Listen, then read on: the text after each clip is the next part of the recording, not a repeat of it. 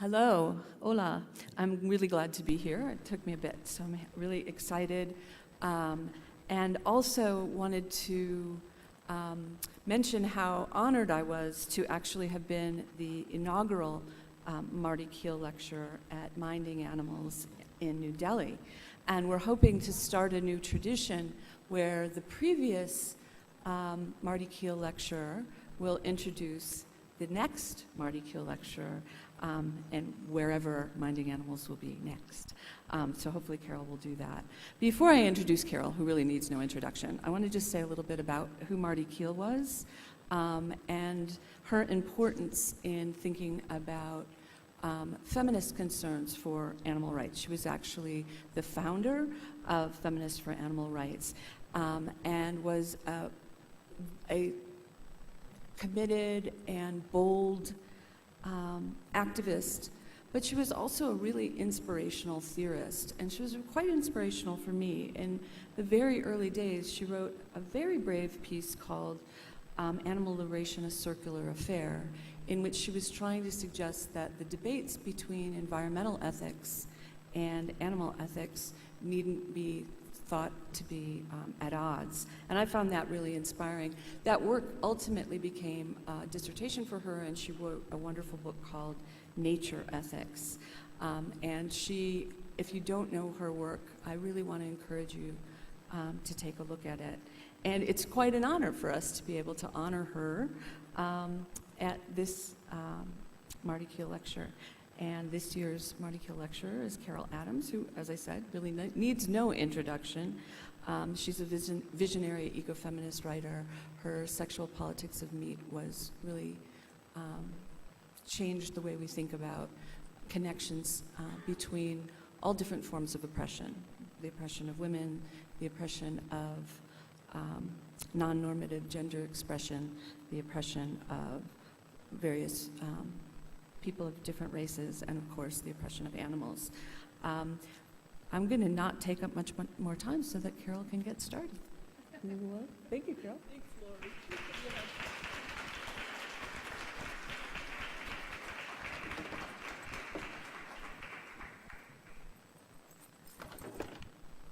Good morning.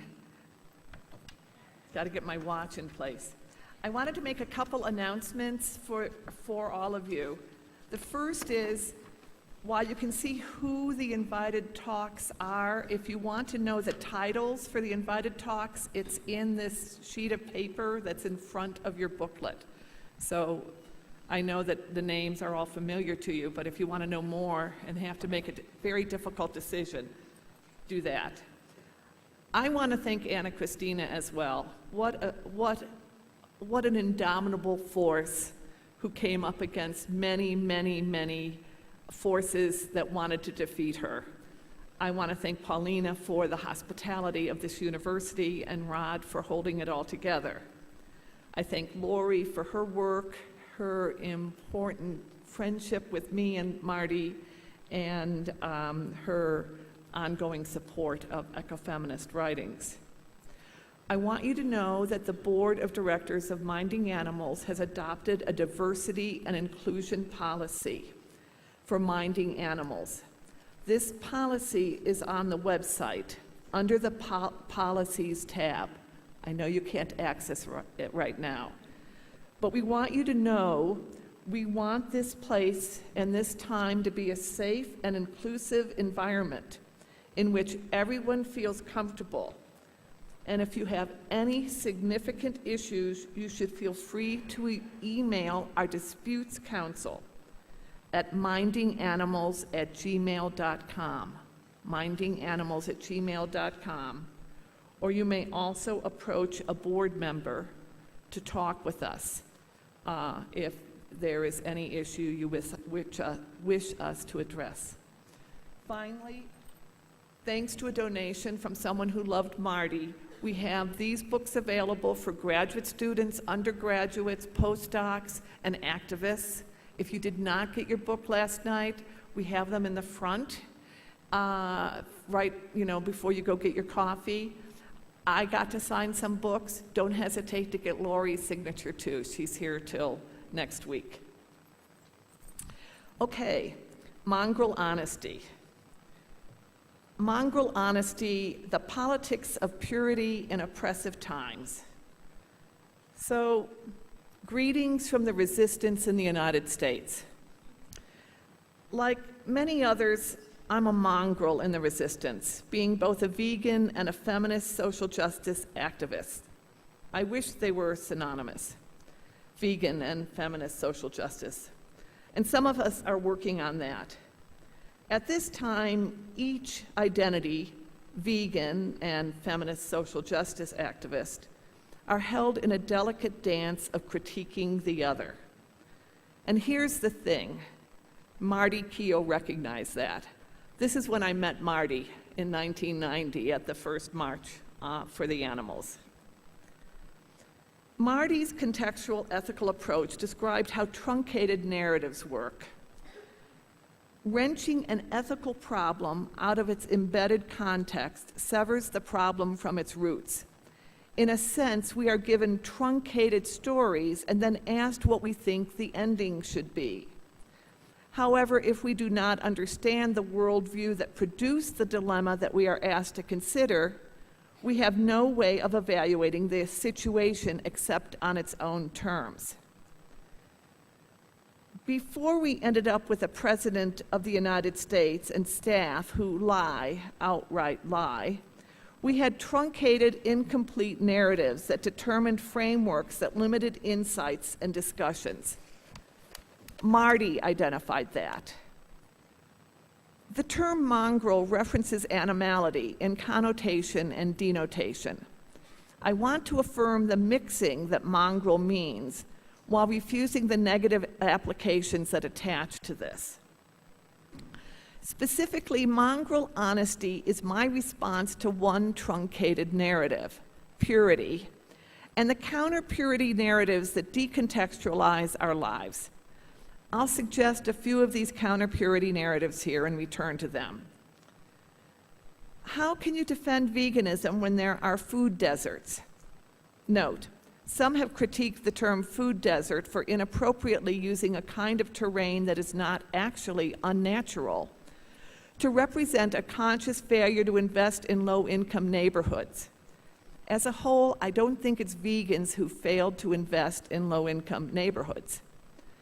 That veganism is white, because apparently our critics only read the gossip pages about white vegan celebrities and not books or noticed websites like Black Vegans Rock. Veganism is hard. We'll return to this. Vegans are exterminists. It's really soy and almond milk that's destroying the environment. The result is that a river of disdain and disparagement runs through the term purity that couples with the idea that we vegans are the pure ones. We are the ones destroying the environment for humans and non-humans. My title is inspired by this book, Terrible Honesty, Mongrel Manhattan in the 1920s. It's a wonderful and vital book. During the 1920s, the United States became an urban nation, with New York the largest city in that urban nation. Simultaneously, there was a recognition that African American heritage of folk and popular art was at least as long and comprehensive as any white American could boast. The author describes how conservative race ideologues of that day used the word mongrelization to describe with horror the imminent era of miscegenation. Douglas's goal was to show how at the moment that America at large was separating itself culturally from England and Europe, okay, and she uses America because she says it was more cohesive than the United States, but all of us know that for the United States to take the word America completely disregards Mexico and Canada. So I'll just want to footnote, I don't agree with her. She says Black America, in an inevitable corollary movement, was recovering its own heritage from dominant white culture. What is known as the Harlem Renaissance was a part of this, but also the introduction of the blues to a wider audience through the appearance of 78 records. And uptown Manhattan became a Black metropolis. The honesty part It's a phrase from the mystery writer Raymond Chandler. He called terrible honesty to name an ethos of accuracy, precision, perfect pitch, and timing. My goals are not literary historical, but political social, to place veganism and animal activism within the resistance against right-wing developments, not only in the United States, but especially in the United States. Purity and its corollary charges make veganism seem to be regressive, more aligned with the right wing than resisting it. And that's very ironic because the right wing's current favorite insult for liberals is soy boy. If you tweet, just follow the hashtag soy boy, which is based on the fault that soy causes feminization of men. And it gives a whole new meaning to the sexual politics of meat. These are the kind of conservative views of vegan men. But I don't need to tell you about that. So purity is always scanning for lack. A mongrel lacks parents of the same breed. A vegan lacks non-vegan foods. I could not give up my hamburger. An unwed mother lacks legitimacy. A vegan lacks enough protein or lacks complete protein. So you get the idea. The mongrel is the trickster, throwing off bloodlines and pure breeds. Besides the fact that breeding animals creates pet overpopulation, it also creates a tendency to certain malformations in dogs. Throughout my life, mongrels appeared in our town. It was suspected they were being dropped off from Buffalo, New York, the city 40 miles away. This dog, my childhood dog, Cyrano de Dog, turned up one day in 1962. What kind of dog is he, we would be asked. Dog by committee, we might have said, because his tail answered one way and his snout another. He was both, he was all, he was merrily mongrel. In my childhood, go home, Cyrano, were the three most useless words in the English language. He was a slayer of pride and also a persistent porcupine predator, losing not once but twice to the quill-equipped prey in one summer. We had to have him anesthetized to have the quills removed from his nose. The artist who lived across the street from us loved to add him to paintings. Can you see him running there? And she even sculpted him. He has survived all these years and lives in my study, though he lost a part of his head at some point. I began to consider the issue of purity versus mongrelization after what had started as an innocent meetup for coffee. I was meeting two professors for coffee and bagels near the campus where one of them teaches. It was the morning after my Sexual Politics of Meat slideshow presentation on the campus. The two people I was meeting have contributed to animal studies in substantive ways, and I'm going to leave it that indistinct.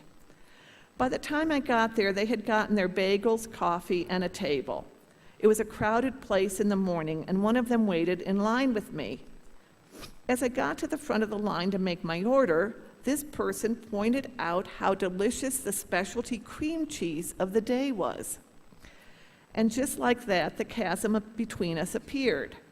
The scholar only recognized the chasm later at the table as the two of them discussed the taste of their cream cheese on their bagels and how delicious it was. And then they looked at my hummus. So they looked at me, arrested in their bites of their bagels, and how did they explain the chasm? By referring to my veganism as purity. I might have said to the two scholars, I guess you haven't read my book, and just left it at that, but I did not. The idea of purity implies, to begin with, that we vegans are Don Quixotes tilting at their own windmills when our time is needed elsewhere, perhaps on protest lines. How is a practice made rigid, unrealizable, and undesirable when a suspected attribute becomes the accepted yet dishonest way for that practice to be discussed? Now, there have been some answers to the purity discourse by very talented scholars. Eva Girard suggests it is epistemologically disruptive veganism, challenging traditional humanist hierarchies and unsettling the ways that certain groups are designated as legitimately exploitable. Richard Twine argues further that veganism is not conceived by its practitioners as a manifesto for purity, nor as an ethical endpoint, but as an ongoing everyday ethics which attempts to commit the least harm within complex contemporary systems of production and consumption. And film scholar Annette Pick suggests that veganism is, in its very incompleteness and imperfection, a conscious participation in the world. She argues that veganism is a labor of love and justice, one which works hard to see clearly not only the webs of interspecies relations as they are, but also as they could be. The work of justice, Pick suggests, necessarily entails some untying of knots. These are all excellent and thoughtful responses, and maybe I could have left the argument to them. But then this past year, 2 books came out, and the authors appeared to see themselves as offering a middle way, reassuring everyone, you can care about animals, but you don't have to become a vegan. In their promotion of the books, the authors appeared to perform stereotyping and shaming of vegans, allowing for the idea that vegans are not just purists, but we're really angry, absolutist, difficult purists to boot. We make non-vegans uncomfortable.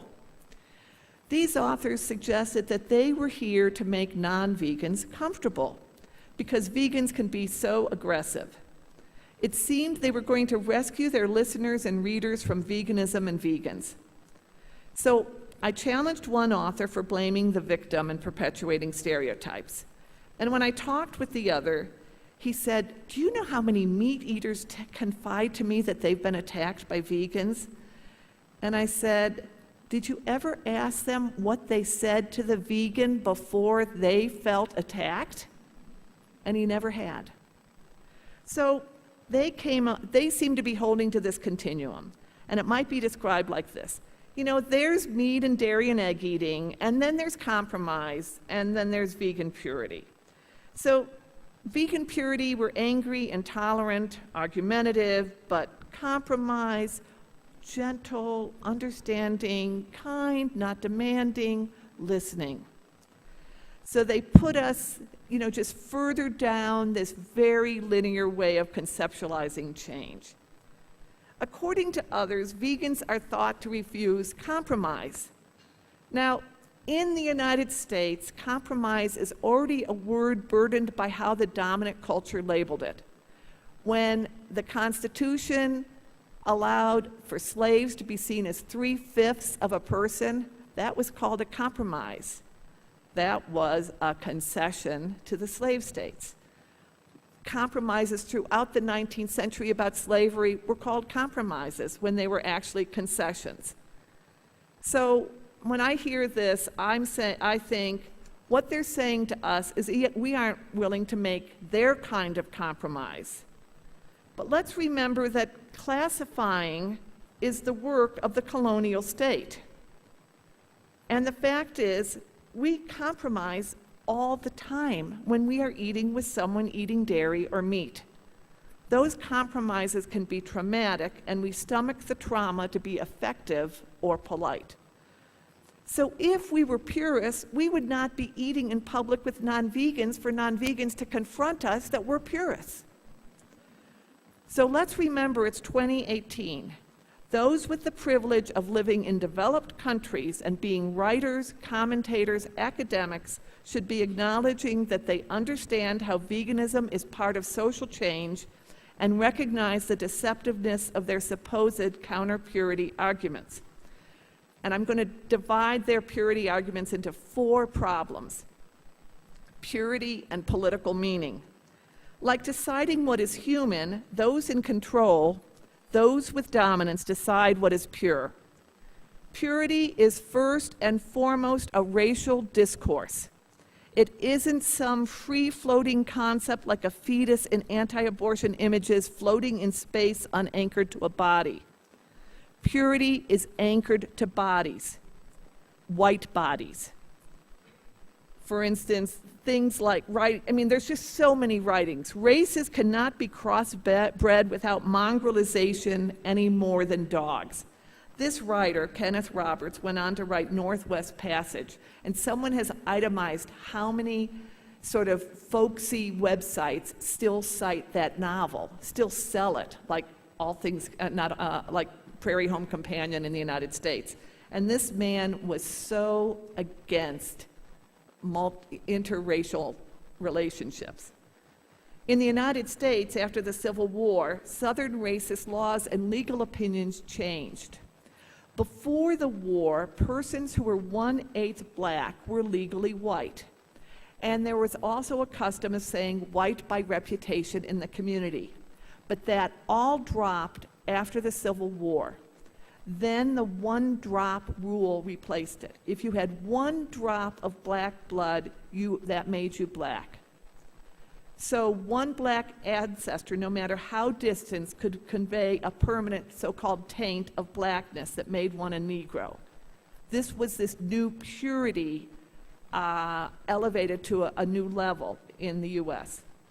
So purity is an obsession of dominance, and the white race as pure and needing to protect it with border walls, etc. So the anti-immigrant, and purity needs to be protected. So what does that lead us to? It leads us to the current status of the United States, with a border wall needed between us and Mexico, with Trump characterizing countries with people of color as shitholes, but white countries like Norway as not. That's all part of purity. It's joining a larger discussion tainted by racism and hysteria about immigration. Mongrel honesty knows we aren't in pursuit of purity. An offshoot of the charge of purity is the charge that veganism is a white thing, ignoring vegans of color in their writings. So I actually have the book here, and I'm going to tell you it's for sale outside at the Lantern Book table.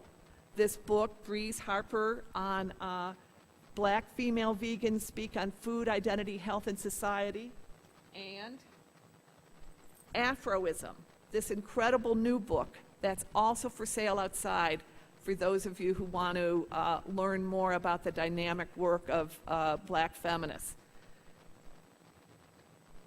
Making them invisible is a sign of ignorance, but it's a way of holding on to a stereotype notion of what vegans are about.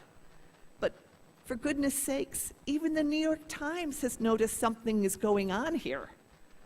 I think we need to notice it too in our conversations. In Afroism, Af and Silko write that they see black veganism as a socio-political movement that rearticulates black oppression through the lens of animality and race.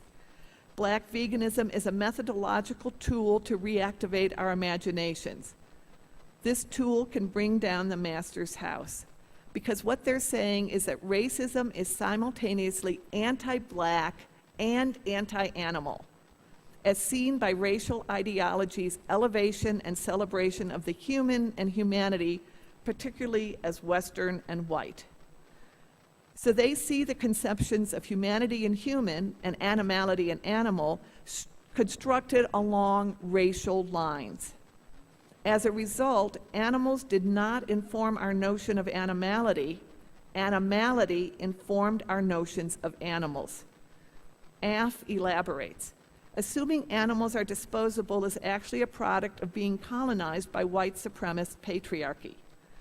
And Eurocentric veganism distorts our ability to hear Af and Sil by creating a vegan practice that uses comparisons, analogies, and discussions of similarities in treatment that lead differences in oppressive practices and structures. So, to begin with, racist oppression is not an example to be exploited for the liberation of other animals. It's an important aspect of understanding how animality carries race within it. I want Black vegan feminist theory to center my work, constantly pulling me into an understanding of privilege and animality. When you are reading the work of vegans of color, the argument about purity or its sidekick exterminism take on not just a hollow ring, but a colonialist ring, a result of white privilege. We need to recall what foodways were destroyed by white colonialists. The food heritage of indigenous pre-conquest Mesoamericans was destroyed, like the land itself was overrun.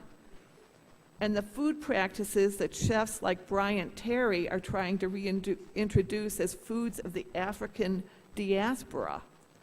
So the charge of purity is a double hubris, defending colonial ways that have promoted meat and dairy and ignoring the food ways of people of color. About that cream cheese. In By Any Means Necessary, Tracy McWhirter points out that what is called lactose intolerance and seen as a deficiency is in fact a natural developmental occurrence experienced by the majority of the world's population. The Food Empowerment Project objects to the term lactose intolerance, which problematically implies people who happen to be predominantly people of color are abnormal if they do not digest lactose. They prefer the term lactose normal. Their definition is lactose normal refers to people, often people of color, whose bodies do not digest the milk of a non-human animal. This leads us to another issue, the second one, purity and issues of control. Issues of purity matter to oppression because they justify control. Purity is an obsession of dominance when it comes to women as well. There is such a burden on women in a patriarchal culture to be virgins, to be pure. The notion of it, that you have to stay away from women and not be dirtied by women and women's bodies that have already been animalized. That the Vice President of the United States won't eat alone with a woman except his wife is all about purity. Remember the classical writings, you are the devil's gateway. We were the temptress who brought some away from purity. We brought the downfall of humanity through the fall. So women are impure to begin with in the conceptualization, or must work so hard to be pure because who makes us impure? It's not us making ourselves impure. Well, that's a whole nother thing, sorry. All right, here's purity. A woman not even born of a woman. This is Aphrodite, who's born out of the sea. And here's a takeoff on this. This is milk from a cow who does not even have breasts. This is how purity gets repositioned, in popular culture. It's like Woody Allen's fixation on teenage girls. Legislators want to control young women's sexual options because they want young women to stay virgin, pure. It's thought that abortion politics around the world is really about an obsession about teenage girls' sexuality. Then there's the argument for purity from anti-abortionists. How can vegan animal rights activists be pro-choice? We aren't being pure. We aren't trying to be pure. We are against forced pregnancy for any female of any species. Because let's remember what the opposite of pure for women is, bitch. One definition of bitch is someone available to be impregnated. But also, you're a bitch if you have an opinion, if you have a voice. We argue, we say no. So this is just an example of the kind of things that I'll get tagged for, you know, I just finished a delicious plate of bacon, I don't even want to read them. But, you know, this constant reintroduction of a woman who is saying no to something like carnivorous patriarchy is a bitch. Emily Nussbaum, the Pulitzer Prize-winning media journalist for The New Yorker, asked, I realize this is the world's smallest issue, but I still don't understand what I moved on her like a bitch means. For those of you who weren't living day to day during the 2016 presidential election, this is referring to Trump on this bus where he tells Billy Bush, I took her out furniture. I moved on her like a bitch. This is our current president. So I want to help Emily Nussbaum understand what this means. Here's someone who was moved on like a bitch, a woman on a bus, illustrating bondage. Here is a do-it-yourself ear tag for a cow, bitch from hell. They moved on her like a bitch. She became hamburger. Here's a pig labeled fat, selfish bitch in Iowa, photographed by an undercover Mercy for Animals volunteer. They moved on her like a bitch too. Number 21288 became pork or bacon. He moved on her as though she were merely a bitch, a cow, a sow, a hen, an old biddy, a female available for sexual exploitation. He moved on her like someone with the impunity to impregnate a bitch, a dog, or as someone who could get a piece. And because he moved on her like a bitch, misogynists voted for him. It's the same thing happening with animal agriculture and the depiction of dead animals as female.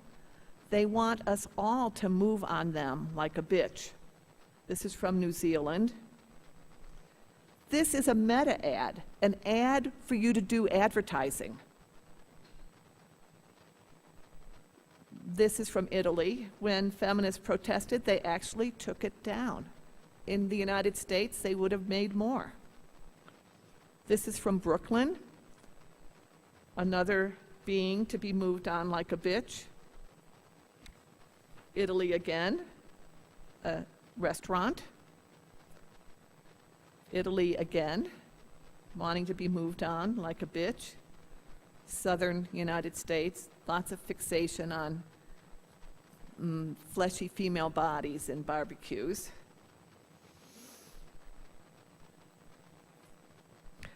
There's also a kind of participating in rape culture that I'm seeing now in these ads. Not only is it move on me like a bitch, but I want you to move on me like a bitch.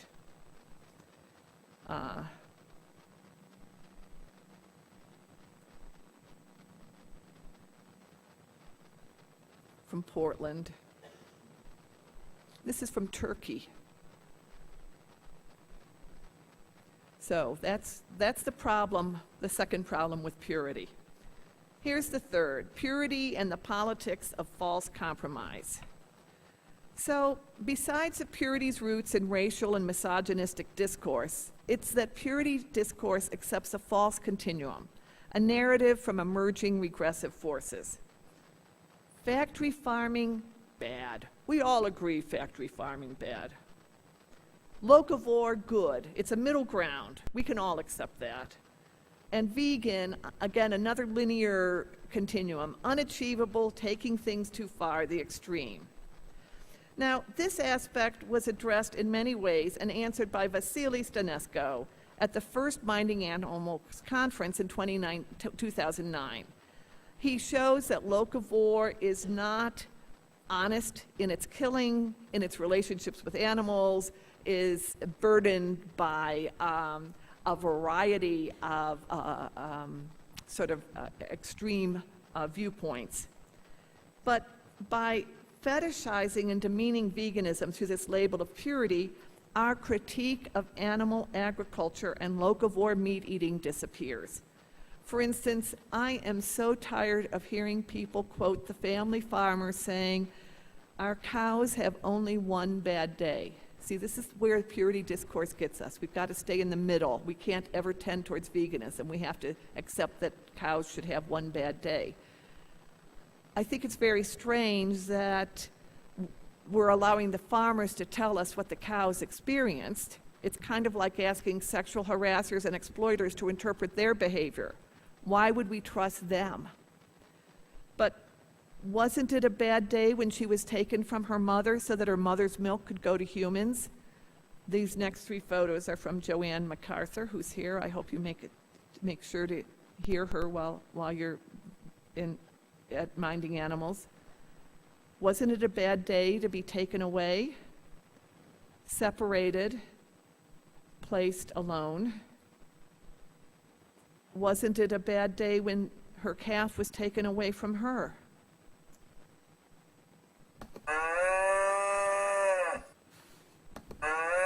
A whole group of residents of a small town called the police because they heard strange noises.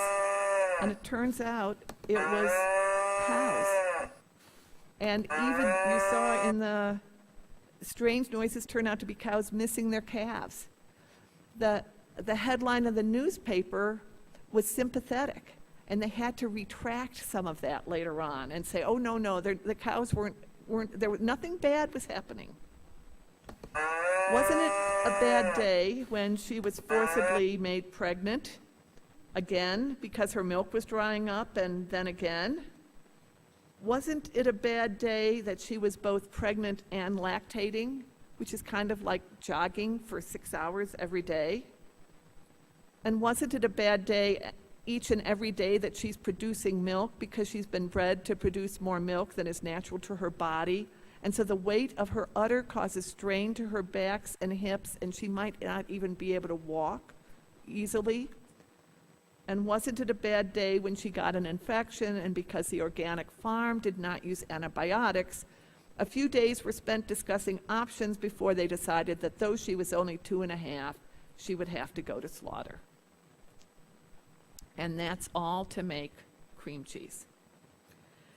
David Foster Wallace, in his classic Consider the Lobster essay for Gourmet magazine, owned up to his discomfort holding the belief that animals are less morally important than human beings, and appended this footnote, meaning a lot less important, apparently, since the moral comparison here is not the value of one animal's life versus the value of one human's taste for a particular kind of protein, like cream cheese. And so we find anti-purists making their compromise, not just locavore, but they'll tend to take food from factory farming if that's all they can choose, like that cream cheese. So their critiques and all the purity offshoots, it's hard, food desert, exterminism, reflect a failure to incorporate a feminist ethics of care. It's not recognizing an understanding of why someone might be a vegan, that it's about relationships and it's not about our bodies or some supposed privation, but about connection and empathy. The choice is framed as either or. I will care about this and not that. This is their purity creating that framework. To see our caring as separation from the human community rather than involvement or engagement. I could have said again, I guess you haven't read this book I co-edited on the feminist ethics of care, but I didn't. So what does it mean to the animals being used for food? What these anti-exterminists and anti-purists continue to approve of is the sexual exploitation of animals and obtaining the sperm and enforcibly making females pregnant so that they can be moved on like a bitch. So this was sent to me by Julia Gutya, who is here today, and I've used it in one of my books. She wants you to move on her. She wants to give you one more pig per year, even though in reality she can't turn around for 2.5 years. And this is an actual ad on Facebook from 2 years ago for a job in animal agriculture. This was sent from Soon Borgfeldt, thank you Soon, who's also here today. So let me just say, if you see any of these over the next 3 years, send them to me, please. But this is moving on her like a bitch. This is an example of what I call chalk misogyny. Chicken is better than that chick who said she'll die for you. Chicken actually dies for you. So, politically, I mean, this is also part of rape culture, but politically, how do you argue for a being seen to be without dignity? They are what we have done to them and become so lowered in status, we can not acknowledge how they might have lived different lives with dignity, because we need them to be who they are in captivity. So finally, there's purity and the politics of the personal. So the idea is that purity reflects a problem, a hang-up, an individualist response, as opposed to compassion or an ethics of care, a process that includes grief. That purity is an ideological overreaching that depoliticizes, they're depoliticizing us. It's causing the animal to disappear. The anti-purists, having put the label on us, their own purism disappears, and it excuses their failure to act in good faith and keep veganism privatized, and once privatized, an excuse for passivity. Since we cannot live purely in this world, labeling veganism as purist offers a way to justify maintaining the violent and destructive status quo. Also, it comes with synonyms: hard, unachievable. So we have this result of intellectual passivity. It's unachievable. Why try? Moreover, someone who tries to achieve the unachievable is out of touch. It's unattainable and thus in error, so no one need participate in something predisposed to error and failure. Reflects personal dispositions while suggesting vegans have personal issues. They decide it's unfeasible because their own standpoint defines feasibility. What they view as impractical, purity, because they lack the imagination of how to do it, how to say no to cream cheese, or how to conceptualize the cow, who, in the sexual politics of meat, I referred to as an absent referent. The other thing is that the ends purity is trying to achieve are not worth the means. It's hard. Just to clarify, this is not being said to me by people who live in low-income communities who have to take 2 buses to get their vegan food. This is being said by middle-class people who have access to vegan food. The last time I saw Marty was at the first Minding Animals conference in 2009. We went to dinner. We spent most of our time discussing caregiving. Each of us was participating in caregiving for parents when suddenly this is your life and your love and your responsibility. Of course, it's hard. But being hard never enters into the equation of whether you do it or not. You do it because it's the right thing, and this is where the relationship evolved. This is part of entangled empathy, as Lori has identified it, that our agency is constructed by the relationships we are already in. If non-caregivers talk to caregivers about caregiving the way non-vegans do to vegans, we could see the ridiculousness of it. Oh, I couldn't give care to my mother who has Alzheimer's. That would be too hard. I can't imagine someone saying that. No one has ever said that to me. In all the discussions I've had about caregiving over the years, no one has ever said, I can't be a caregiver of my loved one because it's hard. It's immaterial to what we do, to whether what we do is important.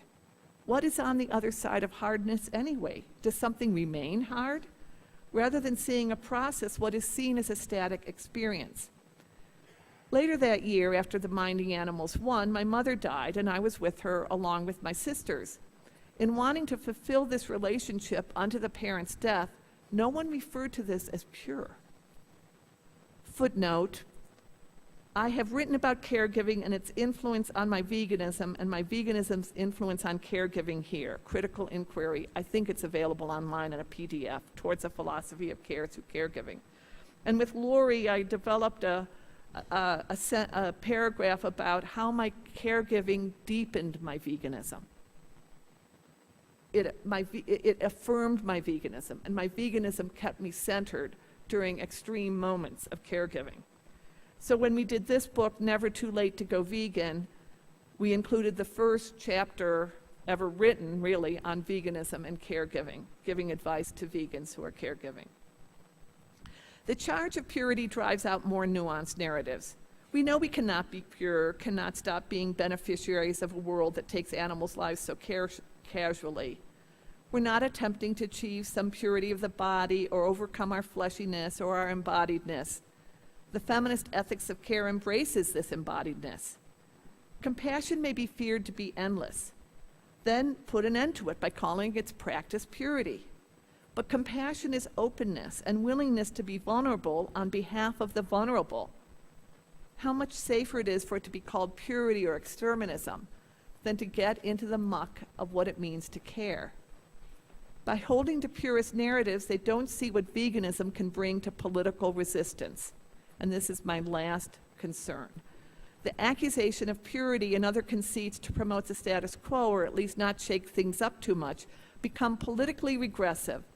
For those of us in developed countries with means, veganism is a part of our resistance.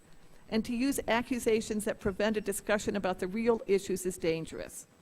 So, very, very briefly, how veganism is part of the resistance. Climate change and vulnerable populations. We'll have a session tomorrow on climate change. Rod highlighted climate change. But climate change is going to especially affect vulnerable populations. And we know how much of climate change is driven by the demands or the methane and carbon problems of animal agriculture. Vegan food justice, not just a concern for slaughterhouse workers, but for appropriate food for people, and the environmental racism in the placing of hog farms, which is often near low income and communities of color. To recognize misogyny is used in animal agriculture and has been just moved very seamlessly into confirming a sort of rape culture view of women. And it affirms compassion in a time of bullying and xenophobia. Also, vegan is an anti-teleological or progress narrative. And this is important, and I'll just quickly summarize it. There's a big concern that people in the United States especially feel like, oh, our democracy can survive anything. So that's the teleological faith. Nothing, we're always progressing forward. But any vegan could say, this is not accurate. 1/3 of the land mass of the world is devoted to animal agriculture. This is not progress. Also, this notion that humans are at the top of the food chain, that's sort of optimistic faith and teleological progress. But vegans have a counter-narrative to that. So veganism challenges the fictions that go along with a teleological narrative and perhaps equip us to see the real threats to democracy that can happen when there's an attack on institutions and an attack on the press. We know what it is like to be attacked. We recognize how authoritarianism works, and we are equipped to help the resistance work on that. The first group labeled terrorists in the United States, actively sought after, were animal liberation and environmental liberation activists. And those tactics are now being used against Black Lives Matter, and it was used against the Dakota Pipeline. We've been living with that kind of authoritarian labeling for 20 years. So again, we bring some skills to resistance. I'm kind of proud of my new book, Burger, that considers regressive politics and settler colonialism as they contribute to the growth of hamburgers. After all, the cow is not native to North America, but was brought to this landmass by Spanish conquistadors and English colonists. Dominant, we might say dishonest, histories of the burger leave out colonialism, animals, and violence. And I propose that the hamburger is an exhausted modernist solution to protein delivery. So veganism is also part of the resistance in a very simple way. It helps with stress and depression. It equips us with, and that's because the foods themselves help. Vegan foods are found to help with stress and depression. You can email me if you want to know more information on that. It also equips us with skills to question propaganda and truncated narratives. Honesty versus fake news, propaganda, authoritarianism. We vegans know a lot about fake news. The positive thing is that mongrelization overcomes dualism by combining. Veganism doesn't need a monist theory like rights or utilitarianism. It mixes it up. Mongrelization is a positive force. What veganism and animal rights theory is more mongrelization. Enough with monist theories. Mongrel honesty favors the mixed rather than the purebred. It's an openness to resist borders, imagined and imposed, politically and militarily secured.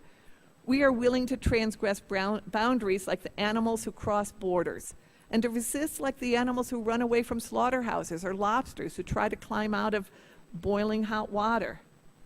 Feminist work for animals is in a unique position.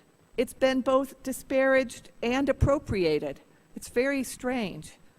It reminds me of the philosophy professor who said to me, when I heard of your book, The Sexual Politics of Meat, I was impressed by how you succeeded with such a narrow topic. When I got over the shock, I said, narrow, to me it encompasses the world. But when did it begin, this need to corral feminist thought about animals, to restrict it? My work got labeled structuralist, and Breeze Harper was actually told she should not use my work, even though it was one of the few writings in the 90s that had anti-racist work in it when she worked on her PhD, because I was a structuralist. Meanwhile, vegan and animal rights groups say they want to show their commitment to social justice, but discourage participants from openly identifying with Black Lives Matter or abortion rights. Mongrel honesty includes a call to the animal rights movement to account for sexual harassment. This, too, was a concern of Marty's. When she died, she was being sued by an abuser for slander, which is often the tactic sexual harassers take. Marti wrote that we can't have a cult of heroes and adulation and unquestioning acceptance of top-down leadership, not only because it's authoritarian, but because it encourages sexual exploitation. We've recognized now how many of the prominent men exposed as serial sexual exploiters in the United States, including Matt Lauer, Charlie Rose, Mark Halperin, used their power to shape a negative view of Hillary Clinton during the 2016 presidential campaign. And note, it was Marti who said we should not call serial sexual exploiters predators. Why are we defaming something animals naturally do? So we've been trying, to campaign on Twitter to stop using predators for all these guys. Anyway, this writer wrote in the Times, these crooked Hillary narratives pushed by Mr. Lauer, Mr. Halperin, and a long list of other prominent journalists and pundits indelibly shaped the election and were themselves gendered. Hillary Clinton as a cackling witch. Hillary Clinton, a woman it was easy to distrust because she was also a woman seeking power. And what kind of woman does that? Of course she was called a bitch. In the animal rights movement, do we have something similar going on? Not just activism that inscribes regressive masculinist attitudes that doesn't call to account bullying, but actually encourages us to be bullies. But we're now beginning to see how sexually abusive men have helped to shape the strategies and conversation within the animal rights movement, at least in the United States. And we're learning how many organizations tolerated abusive behavior for years. That approaches in animal activism were shaped by men who have abused and sexually exploited and sexually harassed women. What does this mean for conceptualizing activist strategy?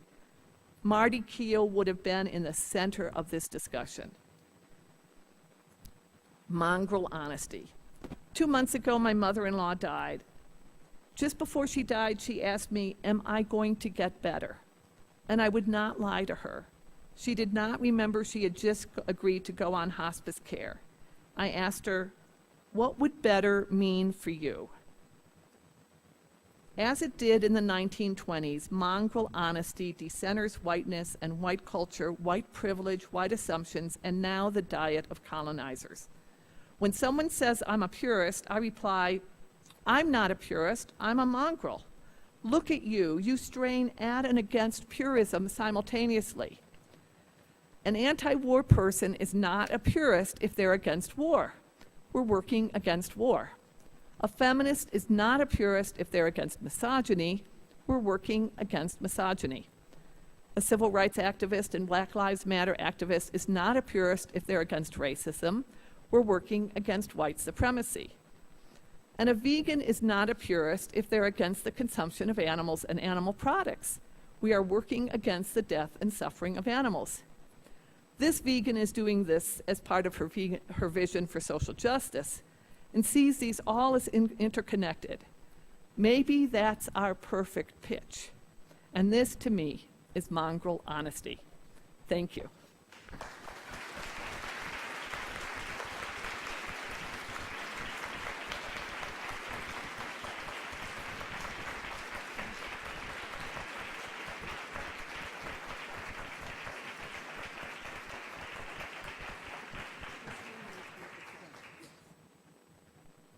So we're not going to do questions because we don't want to interfere with getting coffee. Very much don't want to But interfere. we've got the books down here. I'm happy to talk to you. If you don't get to talk to me before I leave tomorrow, I'm sorry. Email me. I'm happy to continue a conversation or begin a conversation with you about these ideas. Thank you so much. Before you leave, this is just a small token of Anna Christina's appreciation and Paulina's appreciation of Carol's participation. So thanks, Carol. Sorry about the air conditioning or the fact that it's cold in here. We can't do anything about that. Also, we have a problem having microphones in here, so we'll need to talk up. And that's about it, isn't it? We have no microphones, air conditioning. No questions, but... So for later lectures I'm talking about. So we can now go out for coffee. Just please follow the signs and then have a look at your book.